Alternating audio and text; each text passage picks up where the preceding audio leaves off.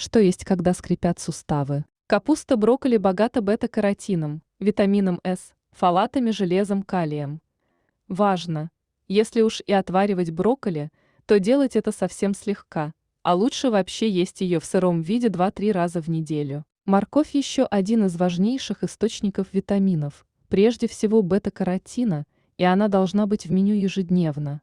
Ее можно есть и сырой, но не повредит и вареная морковка. Зелень. Петрушка, укроп, кинза, зеленый лук.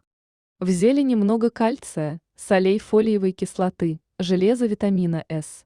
Единственное ограничение касается шпината и его близкого родственника щавеля.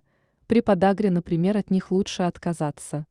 Остальной зеленью нужно приправлять блюдо каждый день. Сельдерей – богатый источник калия, да еще и с отличными противовоспалительными свойствами.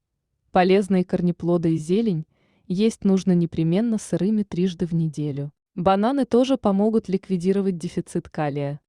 Если нет проблем с лишним весом, все-таки банан довольно калорийный фрукт, можно есть по банану каждый день или не реже 3 раз в неделю.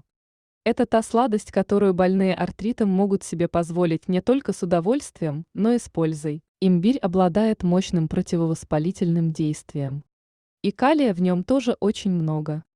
Поэтому сдабривать блюдо имбирем можно и нужно. В общей сложности в неделю надо съедать 10 сантиметров корня имбиря. Заодно укрепите иммунитет перед лицом осенних простуд. Рыба. Жирные сорта рыбы, лососевые палтус, треска, свежая сельдь, содержат жирные кислоты, но в данном случае они полезные. Ненасыщенные жиры группы омега-3, которые буквально смазывают больные суставы, оказывая противовоспалительное и регенерирующее действие. Салаты из свежих овощей или винегрет.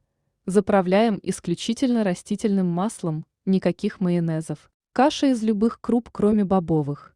Каши можно варить на молоке или на воде, есть с ложечкой сливочного масла или подавать как гарнир.